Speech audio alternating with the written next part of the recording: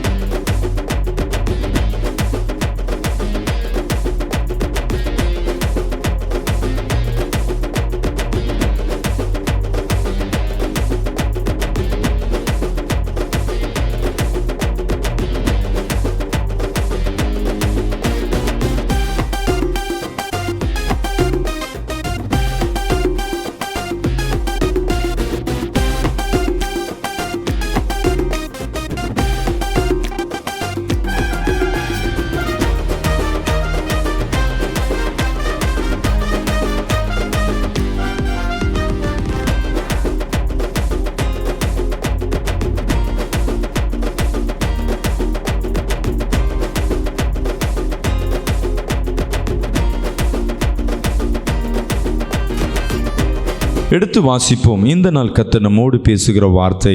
கைகளில் வேதத்தை எடுத்துக்கொள்ளுங்க. நீதிமொழிகள் 8ஆம் அதிகாரம் 19ஆம் வசனத்தை வாசிப்போம். பொன்னையும் தங்கத்தை பார்க்கிலும் என் பலன் நல்லது, சுத்த வெள்ளியை பார்க்கிலும் என் வருமானம் நல்லது. இன்னைக்கு கர்த்தர் நம்மோடு பேசுகிறார். பொன்னையும் தங்கத்தை பார்க்கிலும் என் பலன் நல்லது. அல்லேலூயா. இன்னைக்கு நம்ம யாரை சார்ந்திருக்கிறோன்னா தேவனை சார்ந்திருக்கிறோம். தேவனை சார்ந்து வாழுகிற நமக்கு தேவன் தான் பலன். ஒரு ஆமென் சொல்லுவோமே. அல்லேலூயா. நமக்கு யார் பலனாக இருக்கிறாரு? தேவ பலன் எப்படிப்பட்டது? வசனம் சொல்லுது, சுத்த வெள்ளியை பார்க்கிலும் என் வருமானம் நல்லது. அது என்னங்க சுத்த வெள்ளியை பார்க்கிலும் என் வருமானம் நல்லது? ஏன் தேவன் இந்த வார்த்தையை நம்ம இடத்துல சொல்லணும்? தங்கம் விலை மதிக்க முடியாதது. வெள்ளி எதை குறிக்கும் அப்படின்னா பணத்தை குறிக்கும். அந்த காலத்தில் அநேக பணத்தை எதில் செஞ்சாங்கன்னா தங்கத்தை காட்டிலும் வெள்ளியில் செய்ய ஆரம்பித்தாங்க. அப்போ அந்த வெள்ளி பணம், வெள்ளி காசு, இப்போ தான் ரூபா நோட்டு. அந்த காலத்தில் பார்த்திங்கன்னா காயின்ஸு தான் நிறைய இருக்கும். அதில் நிறைய உலகங்களில் வரும், ஐபோனில் வரும். அதில் வெள்ளிக்கு வந்து ஒரு தனி மகத்துவம் உண்டு. அநேக ராஜாக்களின் முகங்கள் அதில் பொறிக்கப்பட்டிருக்கும்.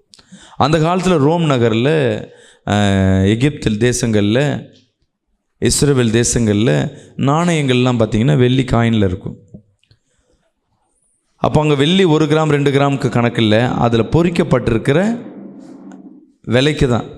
இப்போ 5 ரூபா. இப்போ இந்தியன் கவர்மெண்ட்டில் ஒரு காரியத்தை கடந்த மாதத்தில் வெளியிட்டாங்க. என்னென்னா 5 ரூபா காயின்ஸ் இருக்குது பார்த்திங்களா, அந்த காயின்ஸு செலவழிக்கிறது எவ்வளோன்னா 7 ரூபாய்க்கு செலவழிக்கிறாங்கண்ணா. ஆனால் அதுக்கு மதிப்பு எவ்வளோ கொடுத்துருக்காங்க? 5 ரூபா. அதற்கு மதிப்பீடு கம்மி, ஆனால் அதுக்கு செலவு ஜாஸ்தி. ஆனால் நம்ம 500 ரூபா நோட்டு இருக்குது பார்த்தீங்களா, அந்த பேப்பருக்கு செலவிடுறது எவ்வளோ சொல்லுங்கள் பார்க்கலாம்? 1.25 ரூபா. இந்தியாவோட காஸ்ட் எவ்வளோ? ₹1.75 தான் செலவிடுறாங்க. ஆனால் அதுக்கு மதிப்பு எவ்வளோ? இப்போ கவர்மெண்ட் செலவிடுறதுக்காக மதிப்பா இல்லை அதற்கு அதில் பொறிக்கப்பட்டதுக்காக விலையா? அது மாதிரி வீட்டு பத்திரங்கள்லாம் எடுத்திங்கன்னா வீட்டு பத்திரங்களில் 10 ரூபாய் 20 ரூபா இருக்கும், சில இதில் 500 ரூபா கூட இருக்கும். ஆனால் அந்த பத்திரங்கள் முக்கியம் இல்லை, அதில் எழுதப்பட்ட வார்த்தைகள் தான் முக்கியம். விசுவாசிக்கலாமேன்னு சொல்லுவேமே. எத்தனையோ காலகட்டங்களில் ஒரு 10 ரூபாய் 20 ரூபா 100 ரூபா பத்திரத்தில் எழுதி வச்சுருப்பாங்க. இன்றைக்கி அதோட பத்திரத்தோட வேல்யூ பார்த்திங்கன்னா கோடிக்கணக்காக இருக்கும். அப்போ பத்திரத்துக்கு வேல்யூ கிடையாது, அதில் இருக்கிற விஷயங்கள் தான் வேல்யூ. அதான் தேவன் சொல்லுகிற அந்த காலத்தில் வெள்ளி பணத்தை காட்டிலும் அதில் இருக்கிற மதிப்பை காட்டிலும் என்னை சார்ந்திருக்கிற யார் யார் தேவனை சார்ந்திருக்கிறாங்களோ அவங்க வாழ்க்கை மேலானது. விசுவாசிக்கலாமேன்னு சொல்லுமே. அல்லேலூயா. அதான் வசனம் சொல்லு, பொன்னையும் தங்கத்தை பார்க்கிலும் என் பலன் நல்லது. இன்னைக்கு இந்த உலகத்தில் எதை பார்த்து வாழுகிறோம், எதை சார்ந்து வாழுகிறோம், எதை நோக்கி வாழுகிறோம்னா பணம் தான். பணம் வாழ்க்கை இல்லைன்னா நம்ம வாழ்க்கை ஜீரோ. உண்மைதான். ஒரு மனிதனுக்கு வருமானம் இருக்குன்னா, அது நிலையான வருமானம் இருக்குன்னா, அந்த வாழ்க்கையில் அந்த குடும்பங்கள் அவன் மதிக்கப்படத்தக்கவனாக இருப்பான். அவனுக்கு அதிகமாய் பணம் இருக்குன்னா, அவன் தேவைக்கு அதிகமாய் பணம் இருக்குன்னா, அவன் அந்த தேசத்தில் எல்லாராலும் என்ன பண்ணப்பட்டவனாக இருப்பான், போற்றப்பட்டவனாக இருப்பான். இந்த உலகத்தில் எல்லாம் பார்க்கிறது பணம் பணம் பணம்.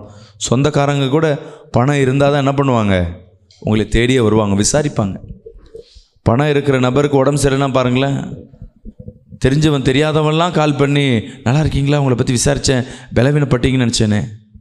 அதெல்லாம் என்ன அர்த்தம்? சும்மா இந்த டைமில் கொஞ்சம் விசாரித்து வச்சா அவர் நல்லா இருந்தால் என்ன பண்ணுவார், கவனிப்பார்.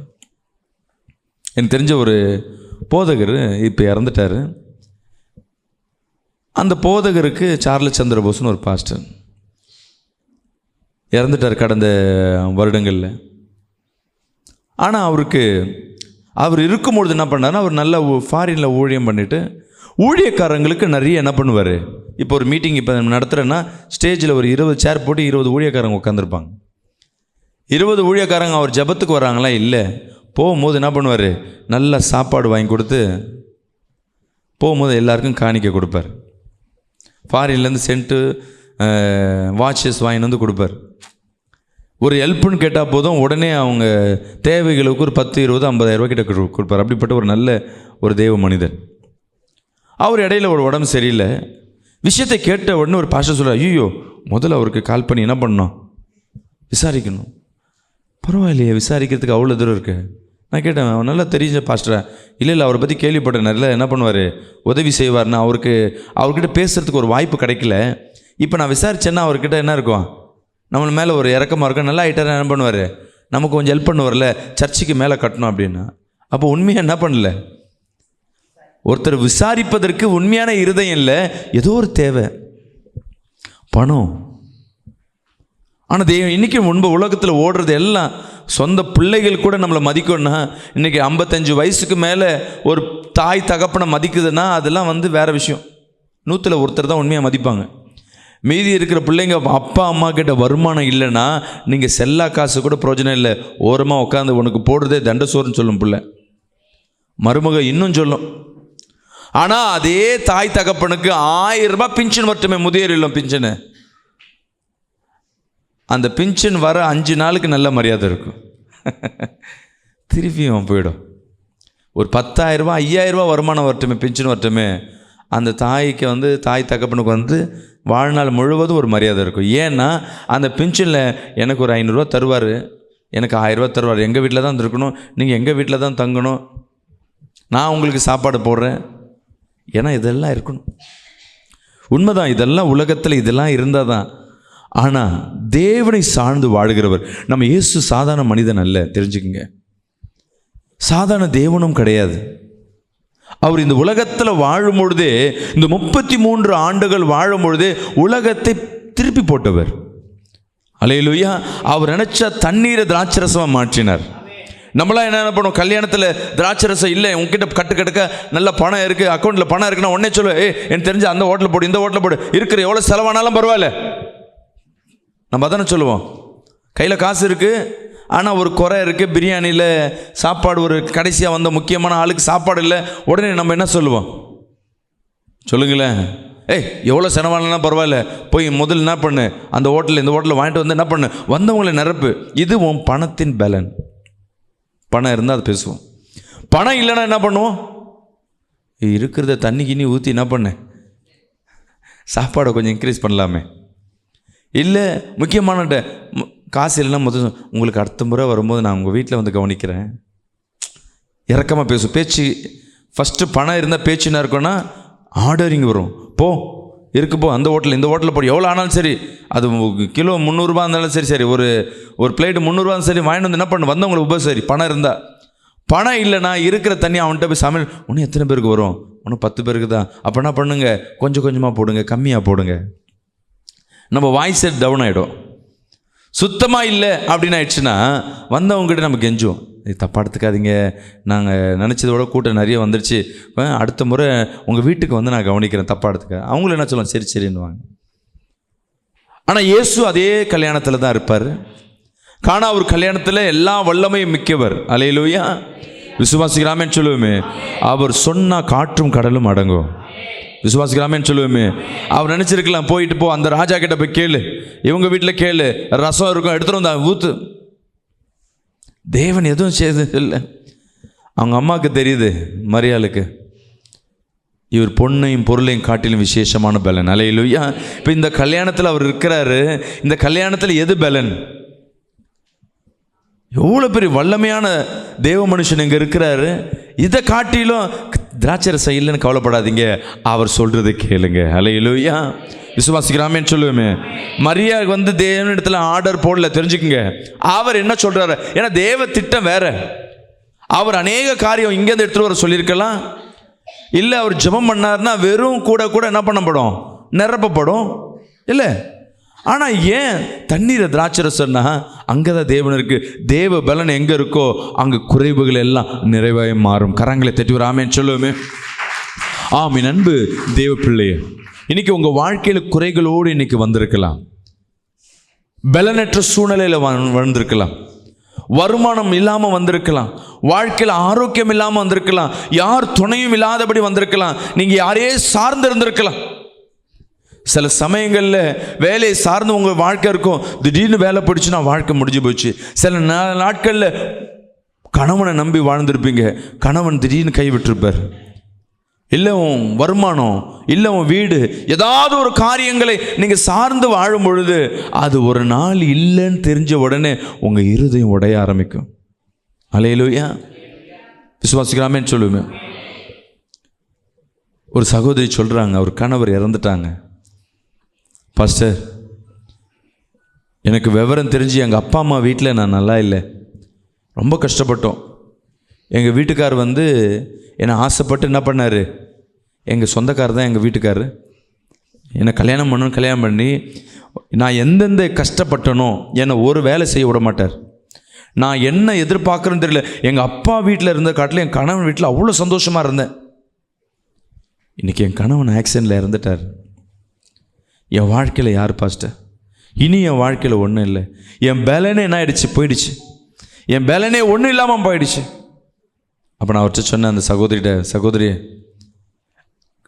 என்ன வேணால் இழப்புகளுக்கு பதிலாக கொடுக்கலாம். ஆனால் ஒரு சகோதரிக்கு, அதாவது ஒரு பெண்ணுக்கு கணவன் இறந்துட்டாங்கன்னா, கணவன் இல்லாமல் போயிட்டாங்கன்னா, கணவன் இருந்தும் யூஸ் இல்லைன்னா அந்த வாழ்க்கை வந்து நரக வேதனை.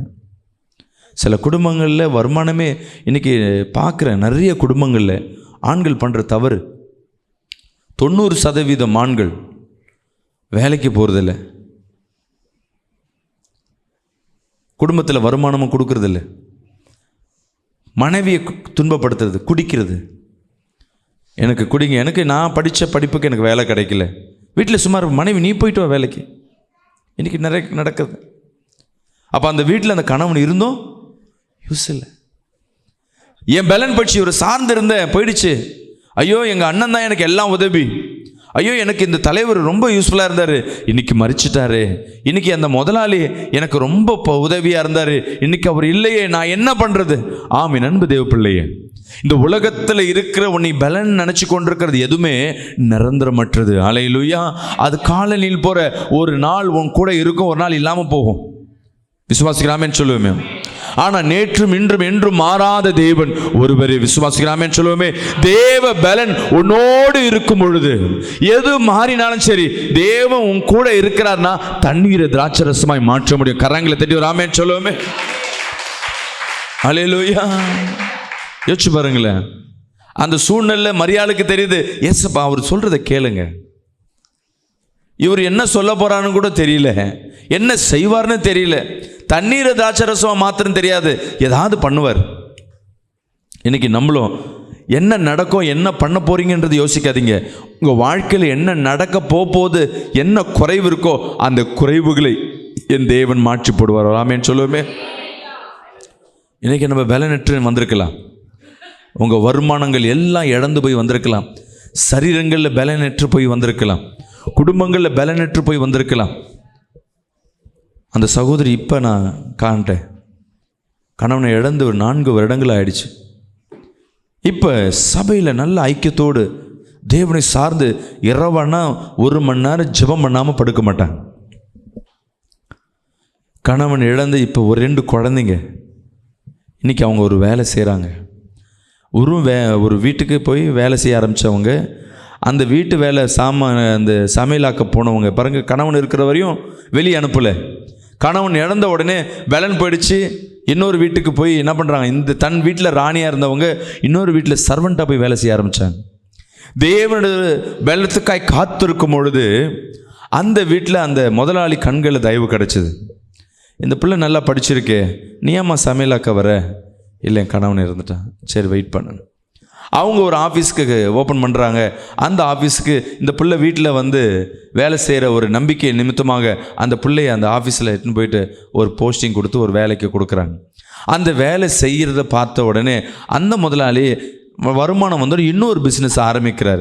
அப்போ அந்த பிஸ்னஸை ஆரம்பிச்சுட்டு அவர் என்ன பண்ணுறாரு, அதில் முக்கியத்துவத்தை கொடுக்கும் பொழுது இதை பார்த்து கொள்வதற்கு, இதை மேனேஜ்மெண்ட் பண்ணுவதற்கு முழு பொறுப்பையும் அந்த சகோதரி கைகளில் கொடுக்க ஆரம்பிக்கிறது. அல்லேலூயா.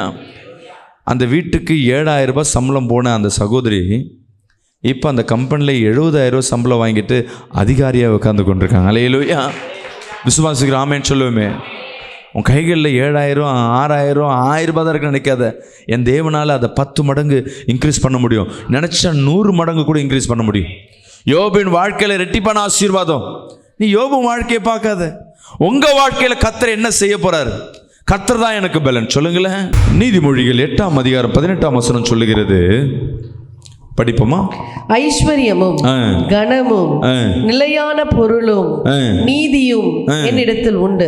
கர்த்தர் சொல்லுகிறார், என்னை சார்ந்து நான் தான் பலன் எனக்கு கூட வரும்பொழுது என்கிட்ட என்னென்ன இருக்குன்னு அவர் சொல்லுகிறார். ஐஸ்வர்யமும் கனமும் நிலையான பொருளும் நீதியும் என்னிடத்தில் உண்டு. ஒரு மனுஷன்கிட்ட பணம் இருக்குங்க, அந்த மனுஷன்கிட்ட நீதி எதிர்பார்க்க முடியுமா? நீதியாக செய்வார்னு நினைக்கிறீங்களா? இன்றைக்கி கோடீஸ்வரனாக இருக்கலாங்க. இன்றைக்கி அம்பானி வீடு பணம் கோடி, கல்யாணத்துக்கு பார்த்தீங்கன்னா ஐயோ எத்தனையோ கோடி. பீடாவில் தங்கத்தை வச்சு கொடுக்குறாங்க. அல்லேலூயா. ஒரு பீடாவோட மதிப்பு 45,000 ரூபா. அவங்க கணக்கு அதெல்லாம் வரவங்களுக்கு இலவசமாக கொடுத்துன்னு இருக்காங்க. அவன் நீதியில் நடக்கிறான்னு பார்க்குறீங்களா? அந்த பணம் எங்கேருந்து வந்தது? கவர்மெண்ட்டில் வருகிற ஒரு இடத்த ஒரு கம்பெனியை வாங்குவான். அந்த கம்பெனி லோனில் எடுப்பாங்க. எவ்வளோ லோன் தெரியுங்களா? நம்மளுக்கு ஒரு 1 லட்சம் ரோடில் 2 லட்சம் லோனுன்னா எனக்கு இதை கூட அது கூடன்னு கேட்டுனுப்பாங்க. ஷூரிட்டி இருக்கா, அது இருக்கான்னு. ஆனால் இவனுக்கு அரசியல்வாதிட்ட பணத்தை கொடுத்துட்டு லோனை வந்து ஒரு 600 கோடி, சரி 6,000 கோடி 5,000 கோடி லோன் எடுத்துருவாங்க. கொஞ்ச நாள் லாஸில் விட்டு என்னால் இதை பண்ண முடியலன்ட்டு அந்த கம்பெனியை விட்டுட்டு வேற ஒரு கம்பெனி போயிடுவாங்க. இப்போ கவர்மெண்ட் என்ன பண்ணும் பாருங்கள், 6,000 ரூபாய்க்கு கடனுக்கு வாங்கி அந்த கம்பெனி நடத்தின அந்த கம்பெனியை இவன் போனதுக்கப்புறம் அதை என்ன பண்ண நடத்த முடியாமல் அந்த பணத்தை ரிக்கவர் பண்ணுறதுக்கு திருப்பியும் கவர்மெண்ட்டு காசை கொடுத்து அதை ஏலத்தில் விட சொல்லுவாங்க. அதோட மதிப்பு எவ்வளோ? 6,000 கோடி. அந்த 6,000 கோடி யாரோட பணம்? நம்ம வரி பணம். மீண்டும் என்ன பண்ணுவாங்க, அது ஏலத்தில் போட்டு 6,000 கோடி வர இடத்துல 800 கோடி தான் வருதுன்னு சொல்லிட்டு வாங்க யாரும் இல்லைன்ட்டு அந்த 800 கோடி யார் வாங்குவா தெரியுங்களா? அதே அம்பானி குடும்பம் அவங்க பையன் பேரில் வாங்குவாங்க. விற்றது யார்? அப்பனா இருக்கும், வாங்குறது பையன். இவங்க விற்றுதுன்னா நஷ்டம்னு சொல்லி 6,000 கோடிக்கு நஷ்டப்பட்டவங்க திருப்பி அதே கம்பெனி அவனே வாங்குறான். இதில் ஏமாறுறது யார்? ஏமாத்துறது யார்? யார் பணம்? அவன் நீதியாக வாழ்ந்தானே? நம்ம பார்ப்போம், அப்பா அவன் கார் யூஸ் பண்ணுற, அவன் போட்டிருக்க வாட்சி 5 கோடியா, அவன் வச்சுருக்க கார் 10 கோடியா, இதை தான் பேசிகிட்டு இருப்போம். அது நம்ம பணம். நீதியாக வாழலை.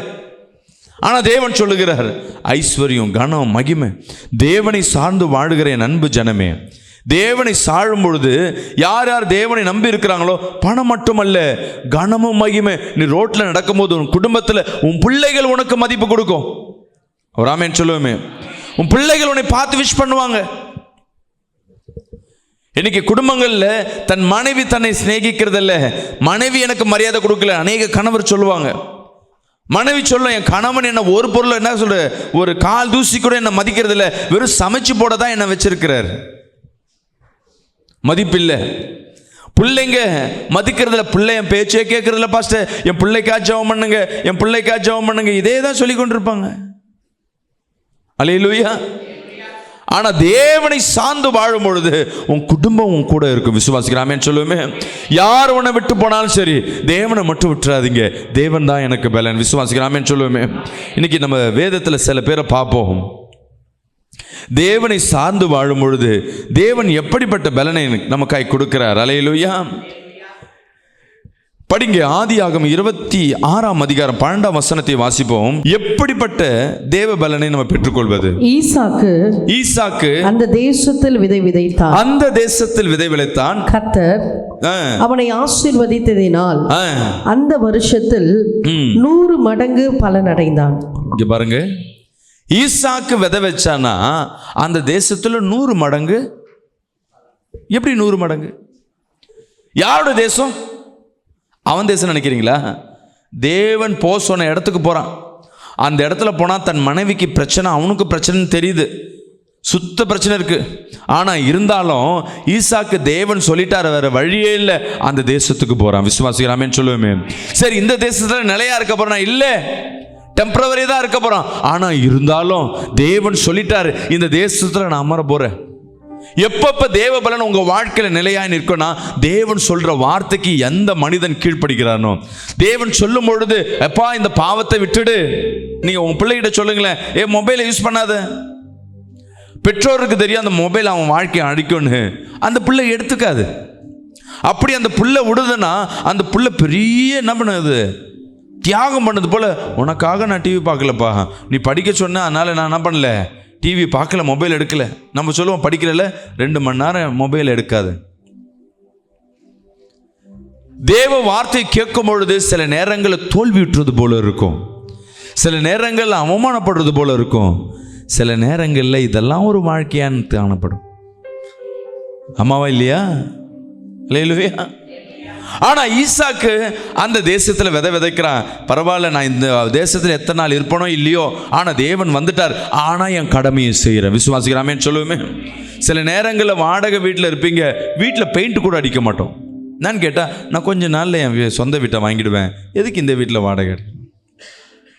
ஏன்பா இந்த வீடை கொஞ்சம் நிறைய சர்ச்சுக்கு நான் பார்ப்பேன், பாஸ்டர் அந்த வாடகை இடம் தான் இருக்கும், அது சுத்தமாக வச்சுருக்க மாட்டாங்க. அந்த இடத்துல ஒரு மேட்ரு இருக்கு, வாடகை இடம் பாஸ்டர், நான் எதுக்கு இந்த இடத்துல இருக்கேன், வேஸ்ட்டாக என் காசை இங்கே வேஸ்ட்டை பண்ணணும், சொந்த இடம் வாங்க போகிறோம் பாஸ்டர். இப்படியே சொல்லிக்கிட்டு 20-30 வருஷம் அதே இடத்துல இருப்பாங்க. அந்த இடம் குப்பை மாதிரி தான் இருக்கும். சில ஆலயங்கள் சொல்கிறேன், எந்த இடமும் சரி, வாடகை வீடோ நம்ம ஆஃபீஸோ, இன்னும் கொஞ்ச நாள் தான் இந்த கம்பெனியில் இருப்பேன், கொஞ்ச நாள் தான் இந்த பிஸ்னஸ் பண்ணுவேன், இன்னும் கொஞ்ச நாளுக்கு அப்புறம் வேறு இடத்துக்கு போ. ஆனால் இருக்கிற வரையும் தேவன் ஒரு இடத்துல உன்னை அமர சொல்லுகிறாருன்னா, அந்த இடத்துக்கு தேவ வார்த்தையை கீழ்பட்டு அங்கே நீ பிரயோஜனமாக இருப்பேன்னா, அந்த இடத்துல 100 மடங்கு பலனை நீ அனுபவிப்ப. விசுவாசிக்கிறாமேன்னு சொல்லுவேமே. நான் சொல்கிறது என்னன்னு புரியும் நினைக்கிறேன். கொஞ்ச நாள் தாங்க கஷ்டம். இந்த கவரி நகை, எல்லா நகையும் வீட்டில் வச்சாச்சு, இருக்கிறது கொஞ்ச நேரம், கையில் பணமே இல்லை. இப்போ போய் நான் ட்ரெஸ், சில சகோதரி பார்த்தீங்கன்னா வருமானமே இல்லை வேலையும் இல்லைன்னா ஒரு நல்ல ட்ரெஸ்ஸே போட மாட்டாங்க, எப்படி கிழிஞ்சதை போட்டுனே இருப்பாங்க. எங்கேயா ஃபங்க்ஷனுக்கு போக வாய்ப்பே இல்லை. எங்கே நல்லா இருக்குது, நான் என்ன பண்ணுறது, என்ன ஷேவ் பண்ணி, என்ன டை அடித்து, என்ன மேக்கப் பண்ணி, இல்லை சூழ்நிலை மாற்ற நான் அப்போ பண்ணுறேன், சூழ்நிலை மாறட்ட நான் அப்போ பண்ணுறேன். இல்லை, நல்ல நாளுக்காய் நீ காத்திருக்கிறத காட்டிலும் கர்த்தர் அனுமதிச்சிருக்கிற இந்த நாளை நீ தேவ நாள் என்று பிரயோஜனப்படும் பொழுது அந்த நாட்களில் கர்த்தர் நீ விதைக்கிறதெல்லாம் 100 மடங்கு பலன் கொடுப்பார். விசுவாசிக்கிறாமே சொல்லுவேன். 100 மடங்கு பலன் கொடுக்கிறது யாருக்காக? இன்னைக்கு வேதத்தில் சொல்லப்பட்டிருக்கு. யோபு ரெட்டிப்பான ஆசீர்வாதம் எல்லாத்தையும் ரெட்டிமாப்படுதான். ஆனால் ஈசாக்கு 100 மடங்கு ஆசீர்வாதத்தை குறித்து நம்ம அதிகமாக பேசுறது இல்லை. ஏன்னா அதெல்லாம் வாய்க்காது. ரெட்டிப்பான ஆசீர்வாதம் வேணா பட முடியும். ஏன் யோபு வாழ்க்கையில் ரெட்டிப்பான ஆசீர்வாதம் கொடுத்தார் சொல்லுங்க பார்க்கலாம். எல்லாமே ரெட்டிப்பு. அவன் இடத்துல 100 மடங்கு ஆசீர்வாதம் கொடுத்துருந்தா அவனுக்கு எவ்வளோ பிள்ளைங்களா வந்திருக்கும்? 5 பிள்ளைங்க இருந்த பிள்ளை இடத்துல 100 மடங்குன்னா எவ்வளோமா? 500 பிள்ளை. யோசிச்சு பாருங்க, அவன் வாழ்க்கையில் நிம்மதியாக இருந்திருப்பான்னு நினைக்கிறீங்க? தேவனுக்கு தெரியும் எந்தெந்த இடத்துல அவன் ஆசீர்வதிக்கப்படணும்னு. அவன் பெற்ற பலவீனத்துக்கு ரெட்டிப்பான ஆசீர்வாதம். ஆனால் நீங்கள் அதற்கும் மேலே ஒரு படி பலவீனத்தோடு இருக்கீங்க, அதற்கும் படி ஒரு படி மேலே பலவீனத்தோடு சோர்ந்து போயிருக்கீங்க. தேவனை சார்ந்து இருக்கும் பொழுது இங்கே ஈசாக்கு தேவன் சொன்ன இடத்துல வந்து சரணடைகிறான். தன் மனைவிக்கு பிரச்சனை இருந்தாலும் சரி, அது யாரோட தேசமா, அது அவன் தேசமும் கிடையாது, யாரோ தேசமா இருந்தாலும் சரி, நான் இருக்கிற இடம் தேவன் சொல்லுகிற இடம். ஹல்லேலூயா. இந்த இடத்துல நான் சும்மா இருக்க மாட்டேன், இந்த இடத்துல நான் விதைப்பேன். ஹல்லேலூயா. விசுவாசிக்கலாமேன்னு சொல்லுவோமே. இன்னும் கொஞ்ச நாள் தாங்க, அப்புறம் நான் போயிடுவேன். அதுவரை எதுக்கு? இருக்கிற இடத்துல நீ கொஞ்ச நாள் வேலை செஞ்சாலும் அந்த இடத்த நீ விசேஷமாக விற்கும் பொழுது 100 மடங்கான ஆசீர்வாதத்தை நீ பெற்றுக்கொள்வாய். கரங்களை தட்டி ஒரு ஆமென் சொல்லுவோமே. அல்லேலூயா. தேவனை சார்ந்து இன்னைக்கு வந்திருக்கிற என் அன்பு ஜனமே, இன்னைக்கு நீங்க தெரிஞ்சுக்கொள்ள வேண்டிய விஷயம், இருக்கிற எந்த இடத்த தேவன் நமக்கு அனுமதிச்சிருக்கிறாரோ அந்த இடத்துல உங்க முழு பலனை நீங்க போடும் பொழுது கர்த்தர் தன்னுடைய பலனை வெளிப்படுத்துகிறவராக இருக்கிறார். அல்லேலூயா. விசுவாசிக்கிறாமேன்னு சொல்லுமே. ஈசாக்கு அந்த தேசத்தில் விதைத்தான், கர்த்தர் அவனை ஆசீர்வதித்தார். அந்த வருஷம் 100 மடங்கு பலனை அடைந்தான். தேவன் அவனை விதைக்க சொல்லல, தேவன் அந்த தேசத்தில் இருக்கதான் சொன்னார். ஆனா அந்த தேசத்தில் அவன் அதை என்ன பண்றான்? தேவன் வச்ச அந்த தேசத்தில் அனுப்பின அந்த தேசத்தில் நான் சும்மா இருக்கக்கூடாது, நான் அறுவடை செய்வேன். தேவன் பார்க்கிற, நான் சொன்ன வேலை வேற, நீ செய்கிறது என்ன இருக்கு, ஒரு படி மேலான இருக்கு, அதனால உன் கையின் பிரியாசத்தை நான் ஆசீர்வதிக்கிறேன். இப்போ இருக்கிற உங்கள் குடும்ப வாழ்க்கை கூட நெருக்கமாக இருக்கலாம், வாழ பிரியம் இல்லாதபடி இருக்கலாம். ஏண்டா இந்த கல்யாணம், எனக்கு இந்த வாழ்க்கை, எதற்கு எனக்கு குடும்பம் அப்படின்னு நீங்கள் திகைச்சு போய் வந்திருக்கலாம். இல்லை, இது தேவன் அனுமதித்து வருகிற வாழ்க்கை. அல்லேலூயா. தேவன் உங்கள் வாழ்க்கையில் இடைப்படுகிறார்னா வருகிற ஒவ்வொரு வாழ்க்கை நடக்கிற ஒவ்வொரு இன்சிடென்ட்டும் அது தேவனால் அனுமதிக்கப்பட்டவைகள். ஒரு ஆமென் சொல்லுவோமே. ஏன் இந்த நெருக்கம்? பரவாயில்ல, இந்த நெருக்கத்தின் மத்தியில் ஐயோ எல்லாம் போயிடுச்சேன்னு சொல்லி உட்காராம இதில் நான் என்ன செய்ய போகிறேன்? இந்த நெருக்கத்தின் மத்தியில் என் பாதைகள் எப்படியா இருக்கும்? இந்த நெருக்கத்தின் சூழ்நிலையில் என் வாழ்க்கை எப்படியா இருக்கும்? இதை நோக்கி உங்கள் வாழ்க்கை இருக்கும் என்றால் உங்கள் வாழ்க்கை பிரகாசம் அடையும். கரங்களை தட்டி ஒரு ஆமென் சொல்லுவோமே. போனது 1000 நிறைய நேரங்களில் நம்ம பேசி கொண்டிருக்கிறதுனா முடிஞ்சவர்களே பேசிட்டு இருப்பேன். நான் அப்படி இருந்தேன், அந்த காலத்தில் இப்படி இருந்தேன். நீ எப்படி வேணா இருந்துக்கோ, இப்போ உன் வாழ்க்கையில கொடுக்கப்பட்ட காரியத்தில் நான் என்ன செய்கிறேன்? எப்பொழுதும் தெரிஞ்சுக்க, உங்கள் ஜபமோ உங்கள் வாழ்க்கையோ, இன்னைக்கு நீங்கள் நடக்கிற வாழ்க்கை ஒரு விதை.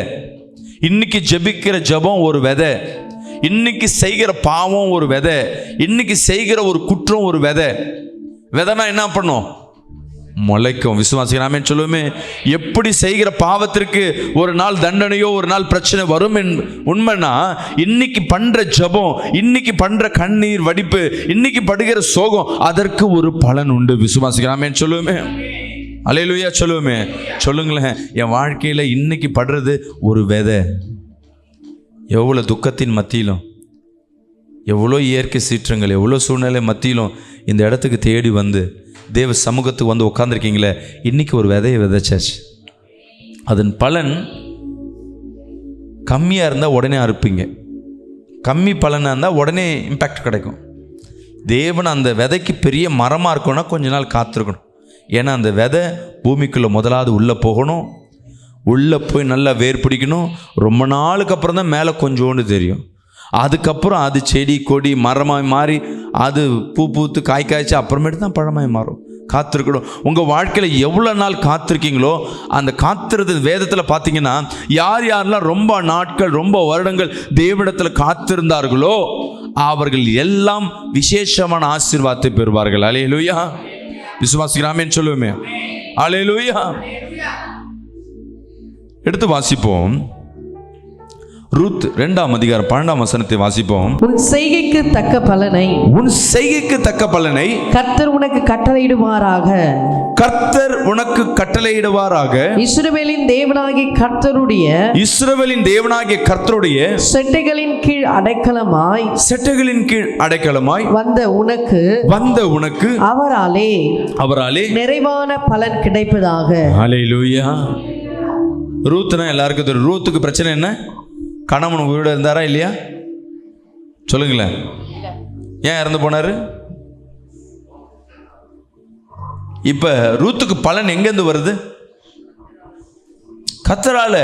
ஆனா அந்த பிள்ளை கீழ்ப்படிஞ்சது என்னன்னா தேவ வார்த்தைக்கு கீழ்ப்பட்டு தன் மாமியாரே நீ வேணாமா போன்னு சொன்னாலும் நான் போக மாட்டேன், என் ஜீவ நாட்கள் முழுவதும். இன்னைக்கு ஒவ்வொரு குடும்பத்திலையும் பார்த்தீங்கன்னா மாமியார் குடும்பத்தை என்ன பண்ணுறது? விரோதமாய் மாற்றுறது. மாமியார் குடும்பத்தை அநேகர் குறை சொல்லுவாங்க, உண்மைதான், அவங்க தவறே கூட செய்யட்டும்.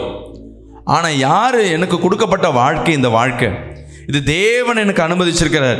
இந்த இடத்துல என் தாய் போல யாரும் இல்லாமல் இருக்கலாம், என் தகப்பன் போல யாரும் இல்லாமல் இருக்கலாம், என்னை நேசிக்கிற தோழன் போல இந்த உலகத்தில் யாரும் இல்லாமல் இருக்கலாம், நரக வாழ்க்கையா இருக்கலாம். ஆனால் எனக்கு கொடுக்கப்பட்ட வாழ்க்கை இந்த வீடு தான். அல்லேலூயா. இன்னைக்கு நிறைய கிறிஸ்துவர்கள் வாழ்க்கையில் விவாகரத்து. காரணம், இந்த வீடு எனக்கு சரியில்லை, என் மாமியார் சரியில்லை, என் மருமக சரியில்லை, என் நாத்தனார் சரியில்லை, என் மூத்தாரு சரியில்லை, எல்லாரும் சரியில்லை. ஆனால் யார் மட்டும் கரெக்டாக இருக்கா? அவங்க மட்டும், நான் மட்டும் கரெக்டு, நான் மட்டும் பர்ஃபெக்ட். இன்னைக்கு வாழ்க்கையாக தான் இருக்கிற இடம். யார் எவ்வளோ நெருக்கப்பட்டாலும் சரி, கர்த்தர் இந்த குடும்பத்துக்கு அனுப்பிச்சிருக்கிறார். அல்லேலூயா. கர்த்தர் என்னோட அனுப்பிச்சிருக்கிறார். நெருக்கம் வருதா? அந்த நெருக்கத்தில் பாருங்க, மாமியார் சார்ந்து வாழும்போது யாரு பலனா இருந்திருப்பார்? ரூத்துக்கு கணவன் தான். கணவனே இறந்த பிறகு பலன் யாருமே இல்லை. மாமியார் சார்ந்து வராங்க. மாமியார் நான் சொல்றேன், நான் உன் கூட வரேன், நீ வரம்மா, நீ உன் வழியை பார்த்துக்கோ, என் வழியில் பாரு. மாமியார வேணான்றாங்க. வேணான்னு சொல்றவங்கள போய் என்ன பண்றாங்க? இப்ப இவங்களுக்கு பலன் யாரும் இல்லை, மாமியாருக்கு தான் இவங்க பலன். ஒரு ஆமேன்னு சொல்லுவேன். நிறைய நேரம் நம்ம என்ன பண்ணுவோம்? எனக்கு யாரும் துணை இல்லைங்க, இதை தான் நம்ம பேசிக்கொண்டே இருப்போம். எனக்கு யாரும் உதவலை, எனக்கு யாரும் உதவி பண்ணல, நான் கஷ்டப்படும் எனக்கு யாரும் வரல, இதே தான் சொல்லுவோம். தவிர நம்ம யாருக்கா உதவணுமா? நம்ம யாருக்காவது பலனாக இருக்கிறோமா? நான் இவங்களுக்கு துணையாக இருக்கிறேன், நான் இவங்களை பாதுகாக்கிறேன், நான் இவங்களுக்கு துணையாக இருக்கிறேன். உங்களுக்குள்ள அந்த எண்ணம் இருக்குன்னா நீ கிறிஸ்துவனால் ஆசீர்வதிக்கப்பட்டவன். அல்லேலூயா. ஆனால் நம்ம என்னன்னா, எனக்கு ஒன்றும் நடக்க மாட்டுதுங்க, எனக்கு ஒரு உதவி யாரும் செய்யலை, யாரும் உனக்கு காசு கொடுத்து உதவலைன்னு சொல்லுவோம். ஆனால் உன்கிட்ட காசு இருக்கும்போது யாருக்கா கொடுத்து உதவுமா? இருக்க மாட்டோம். நீ வியாதியில் இருக்கும்போது யாரையும் பார்த்துருக்க மாட்டான், உன்னை யாரையும் பார்க்க வரமாட்டாங்க. என்ன யாரும் ஒரு வாட்டி விசாரிக்கலையே, நான் ஹாஸ்பிட்டலில் படுத்திருந்தேன், என்ன யாரும் விசாரிச்சாங்க? இல்லை. அதான் வசனம் சொல்லுது, எதை விதைக்கிறாயோ. ஆனால் குறை சொல்லுவேன், என்ன யாரும் கவனிக்கலையே. இப்போ மாமியார் வீட்டில் மாமியாரை கவனிக்காத, இவங்களை யாரை கவனிக்கலன்னு பார்த்தா இப்போ சூழ்நிலைன்னா மாமியாரை கவனிக்க இந்த பிள்ளை போகுது. எனக்கு யாரும் இல்லைன்னா கூட பரவாயில்லை, அட்லீஸ்ட் நான் யாருக்காவது பிரயோஜனமாக இருக்கிறேன். அந்த ரூத் எடுத்த முடிவு. அல்லேலூயா. அங்கே அந்த போவாசை சந்திக்க, அல்லேலூயா, அவங்க கண்களில் கிருபை கிடைக்க அங்கே ஒரு வேலை செய்ய போகிற. இப்போ அந்த அதே தேசத்தில் அந்த ரூத்து பிறந்திருந்தா கூட பாருங்க, அந்த போவாசு கண்கள் என்ன கிடைச்சிருக்காது? ரெண்டு பேரும் இணைச்சிருக்க வாய்ப்புகள் கிடையாது. தேவன் ஒரு வாழ்க்கையை உயர்த்தணும்னா அந்த சூழ்நிலையை உருவாக்குறது அவராக தான் இருக்கணும். அல்லேலூயா. விசுவாசிக்கிறாமேன்னு சொல்லுவோமே. நமக்கு அசலில் பொண்ணு எடுத்திருப்பீங்கன்னு வச்சுக்கிங்களேன், கவனிச்சு பாருங்க. உன் சொந்தத்தில் பொண்ணு இருக்கும், ஆனால் அசலில் தான் போய் என்ன பண்ணுவான்? சொந்தம் வேணாங்க, வெளியேந்து ஒரு பொண்ணு எடுப்போங்க. வெளியேந்து ஏன்? கர்த்தர் உனக்கு கிருபை அங்கே தான் வச்சிருக்கிற. நம்மளுக்கு கூடயே இருந்தால் அதோட வேல்யூ தெரியாது. போவாசு அதே ஊர்ல ரூத் இருந்தா கூட தேவன் நினைச்சாதான் 2 பேரும் இணைக்கணும்னு நினைச்சாதான் போவாசு கண்களில் இறக்கம் கிடைக்கணும். யார் டிசைட் பண்ணும்? தேவன் டிசைட் பண்ணும். அப்போ தேவன் டிசைட் பண்ணாதான் அந்த ஊர்ல அங்க பஞ்சம் பிழைக்க வந்த அந்த பிள்ளை எங்கேயாவது துணிக்க விழுமா, ஏதாவது சிதறி கிடக்குமா, அதை எடுத்து வாழ நினைச்ச அதே குடும்பத்துல, ஆனா அந்த இடத்துல ராணியாய் மாறணும்னா அது தேவன் நினைக்கணும். விசுவாசிக்கிறாமேன்னு சொல்லுவோமே. அப்ப தேவன் நினைக்கணும்னா தேவனோட பலன் உங்க வாழ்க்கையில இருக்கணும். விசுவாசிக்கிறாமேன்னு சொல்லுவோமே. தேவன் தான் எனக்கு அடைக்கலம் சொல்லுங்களேன். தேவன் எனக்கு அடைக்கலம் சொல்லிட்டு நீங்க மற்றவங்களுக்கு தொந்தரவா இருக்கக்கூடாது. எனக்கு யாரும் அடைக்கலம் இல்லைங்க, இருக்கல பரவாயில்ல, உனக்கு யாரும் அடைக்கல, உனக்கு தேவன் இருக்கிறார்ல, தேவன் உன்னோடு இருக்கிறார்னா நீங்க யாருக்காவது அடைக்கலமா இருக்கணும். உங்க அடைக்கலத்துல யாராவது சார்ந்து இருக்கணும். அது உங்க மைண்ட்ல இன்னைக்கு ஏத்திக்குங்க. என்ன சார்ந்து யார் இருக்கிற கொஞ்சம் யோசிச்சு பாருங்க.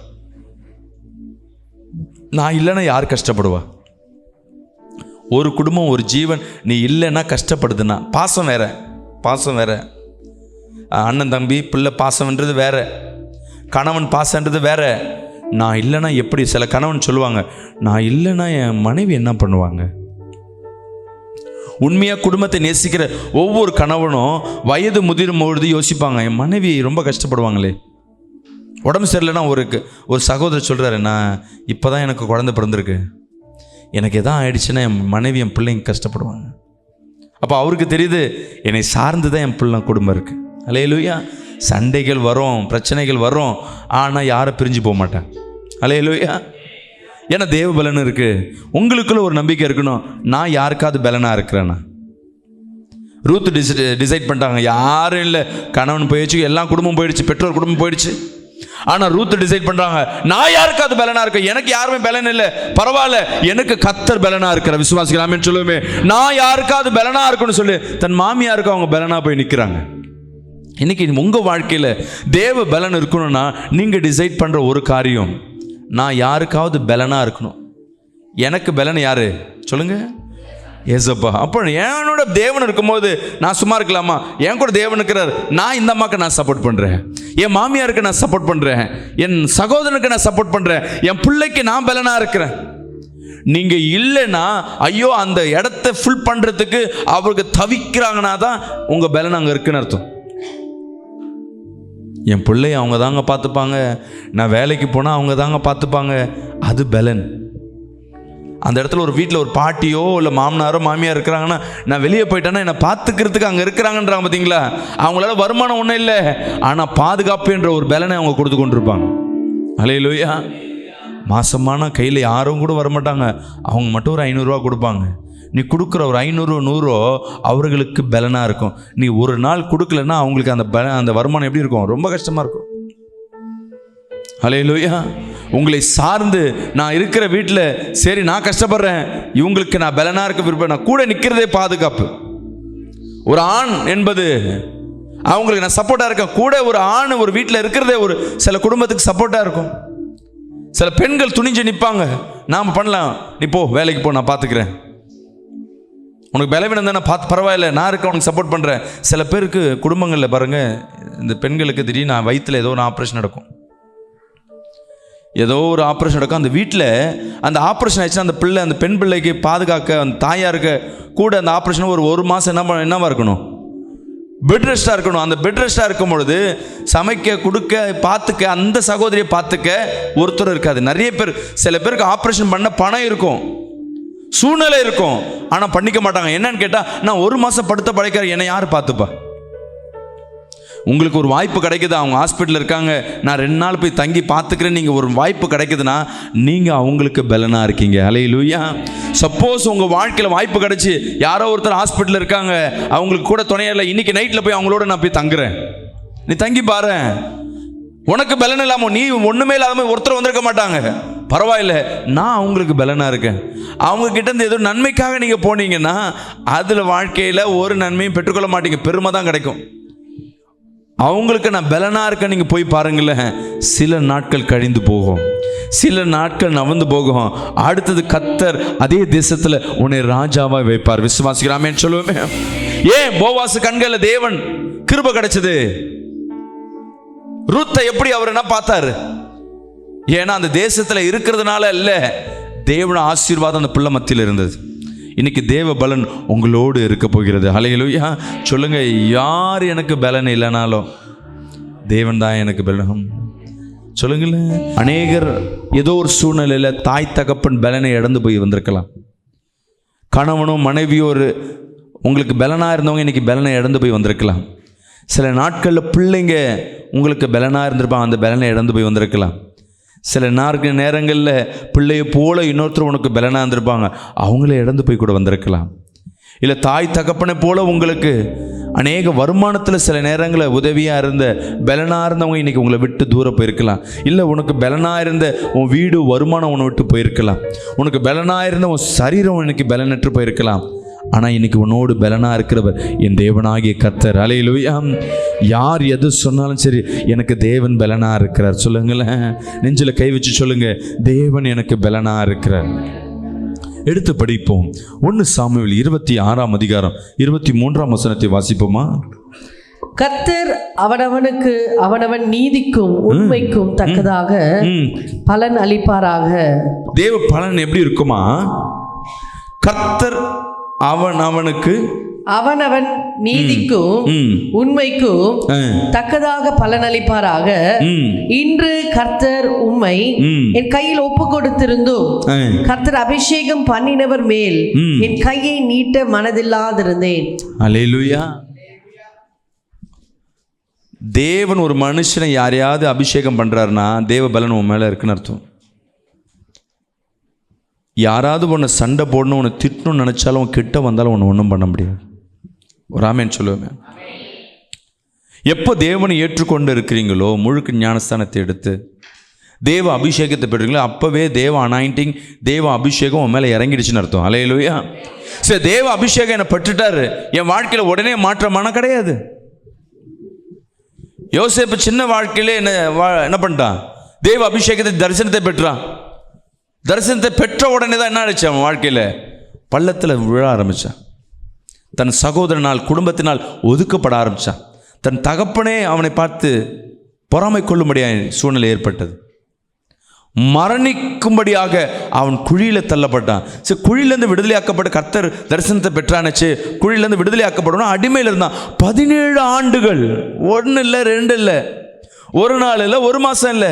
நம்ம வாழ்க்கையில் அநேக நாள் பிரச்சனை இருக்கும். யோசேப்பு இன்னைக்கு வாழ்க்கையில் வேதத்தில் எடுத்தோம்னா, யோசேப்பு எந்த இடத்துல வெக்கப்பட்டானோ, எந்த இடத்துல தள்ளப்பட்டானோ, அதே இடத்துல அவன் தலையை உயர்த்தினான்னா 17 ஆண்டுகள் அவன் காத்திருந்தான். ராமேன் சொல்லுவோமே, தேவ பலனுக்காய் காத்திருந்தான். தன் குடும்ப பலன் போயிடுச்சு, சகோதர பலன் போயிடுச்சு, வருமானம் போயிடுச்சு. தேவன் மட்டும்தான் அந்த குழியில் இருக்கும்போது, ஏசபான இருக்கும்போது ஒரு கை வருது. தேவன் கைதான் பார்த்தா அவனை தூக்கின்னு போய்ட்டு ஜெயிலில் வைக்கிறாங்க, அடிமைத்தனத்தில் வைக்கிறாங்க. ஆமீன். அன்பு பிரியமான ஜனமே, இன்றைக்கி நம்ம வாழ்க்கையிலும் தேவ சமூகம் என் கூட இல்லையா? நான் ஞானஸ்தானத்தை எடுத்தேன். சில நேரங்களில் சில பேர் ஞானஸ்தானத்தை எடுத்ததே மறந்து போய் உன் வாழ்க்கையும் பின்மாற்றத்தில் போய் ஏதோ ஒரு சூழ்நிலை காணப்படும். ஏதோ விலைக்கு ஏற்றுக்கிட்டு ஏதோ ஒரு காரியத்தை நீ பண்ணி கொண்டிருப்ப. நீ அபிஷேகிக்கப்பட்ட பிள்ளை. சில குடும்பங்களை ஞானஸ்தானத்தை பெற்று திருமணத்துக்காக இந்துஸில் போய் என்ன பண்ணுவோம்? திருப்பியும் போய், இல்லை பாஸ்டர் அவங்க வீட்டில் ஒத்துக்கலை. லவ் பண்ணது யாரு?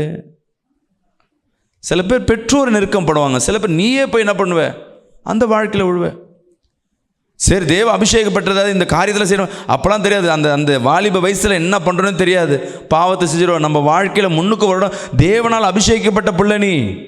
உன் வாழ்க்கையில் 4 நாள் டவுனில் இருக்கா, 4 நாள் முன்னேற்றம் தான் இருக்கும். யோசேப்பு வாழ்க்கை சிறைச்சாலை வாழ்க்கை தான், அடிமைத்தனம் தான். ஆனால் அங்கே 100க்கு அதிபதியாக அவனை வைத்திருந்தார். விசுவாசிக்கிறாமேன்னு சொல்லுவோமே. ஆலோசனை அநேகருக்கு ஆலோசனை கொடுக்கும்படியாக ஆலோசகர் தலைவராக வைத்திருந்தார். ஏன்? அடிமை தானே, அவனுக்கு ஞானத்தை கொடுத்தார். சிறைச்சாலை வாசலில் இருக்கும்போது தேவன் அவனோடு இருந்தார். தேவ பலன் பாருங்க. அதிகாரி கண்களை தயவு கிடைக்கும்படியாக, ஏன்னா தேவன் அவனோடு இருந்தார். ஆனால் அவன் வாழ்க்கை வெளியேந்து பார்க்குறவங்க நினைப்பாங்க, ஏய் நீ ஞானஸ்தானம் எடுத்தது தானே, சபைக்கு வந்தது தானே, என்ன ஜெயிலில் இருக்க, இன்னும் குழியில் போய் விட்ட, இன்னும் குடும்பத்தெல்லாம் விட்டு தனியாக நிற்கிற, எல்லாத்தையும் இழந்து போய் தனியாக நிற்கிற, நீ ஞானஸ்தானத்தை எடுத்தியா, நீ சபைக்கு போறியா, இன்னும் என்ன உன் வாழ்க்கையில் எல்லாம் கேட்கும் போது, ஓ ஆமாம் இல்லை நம்ம எதுவும் தப்பு பண்ணுறோம்ல. அல்லேலூயா. ஒருத்தர் வீட்டில் உடம்பு சரியில்லாமல் போகுது, ஒரு கணவனுக்கு. அவர் என்ன சபைக்கெல்லாம் வருதில்லை, சரியா? உடனே அந்த சகோதரியை பார்த்து சொல்கிறாரு, நீ சபைக்கு போகிறல்ல, நீ சபைக்கு போகிறதுனால தான் எனக்கு இது மாதிரி ஆகுது. உண்மையாக ஏசப்பா உன் கூட இருக்கிற, எனக்கே உடம்பு சரியில்லாமல் போகுது. யார் கேட்குறா சொல்லுங்களேன்? சபைக்கு போகாதவர் கேட்குறாரு. நீ சபைக்கு போகிறல்ல, ஜெபம் பண்ணுறல்ல, நான் ஏன் இன்னைக்கு சீரியஸாக பண்ணேன்? நீ சபைக்கு போய் அங்கே ஏதோ பிசாசு கிசாசு தூக்கிட்டு என்ன பண்ணுற? இங்கே வரதுனால தான் எனக்கு உடம்பு சரியில்லாமல் போகுது. இந்த வார்த்தையை கேட்ட சகோதரி, ஃபஸ்ட்டு நான் ஊழியம் பண்ணுறதுனால ஒரு சமயம் ஏதாவது பிரச்சனை இருக்குமோ, பிசாசு ஊழியம் பண்ணக்கூடாதுன்னு எங்கள் வீட்டுக்காரர் ஏதோ தொடுறாரு. யோசிக்குது பாருங்கள். பிசாசு அவனை தொட்டு, அவர் இவரை தொட்டு, இவங்க காரியம் சபைக்கு வருதுனால பிரச்சனையோ இல்லை. எல்லாரும் கேட்குறாங்க, பாஸ்டர் நீ சபைக்கு போய் என்ன மாறிட்ட, நீ ஊழியம் செஞ்சு என்ன பண்ணிட்ட? அதே பிரச்சனை தானே, இன்னும் பெரிய பிரச்சனை தானே. தேவ அபிஷேகம் ஒரு மேலே இருக்குன்னா அது ஒரு நாள் வெளிப்படும். அது வரையும் அவனை பிடிச்சி நசுக்கி ஒன்றும் இல்லாமல் கூட ஆக்கிடும். ஆனால் அது மத்தியிலும் நீ தேவ பலத்தை மட்டுமே சார்ந்திருக்கிறாயா? தேவன் யாருக்கு அதிகமாக பலம் கொடுப்பாருன்னா, நெருக்கத்தின் மத்தியில் நீ யாரை தேடுற? அல்லேலூயா. விசுவாசிக்கிறாமேன்னு சொல்லுவோமே. உங்களுக்கு பணம் கேட்கும் போதெல்லாம் ஒரு கடன் கொடுக்கறதுக்கு ஒரு ஆள் இருக்கான்னு வச்சுங்களேன். பிள்ளைக்கு ஃபீஸோ ஹாஸ்பிட்டல் செலவுனா உடனே கால் எங்கே போவோம்? சிஸ்டர் ஒரு 1000 ரூபா கொடுங்க, நான் நாளைக்கு கொடுத்துறேன். ஏன்னா அவங்க ரெகுலராக கொடுக்குறவங்க. அவங்க ஃபோன் பண்ணி இல்லைன்ட்டா அடுத்தது நான் கால் என்ன வரும்? ஆண்டவரே நீங்கள் தான் ஆண்டவரே. அப்போ முதல் கால் எங்கே போச்சு? எங்கேயும் கிடைக்கலன்னா வழி இல்லைன்னா தேடி வருவேன். முதல் பலனே நீ கத்தர்கிட்ட கேட்டு பாரு.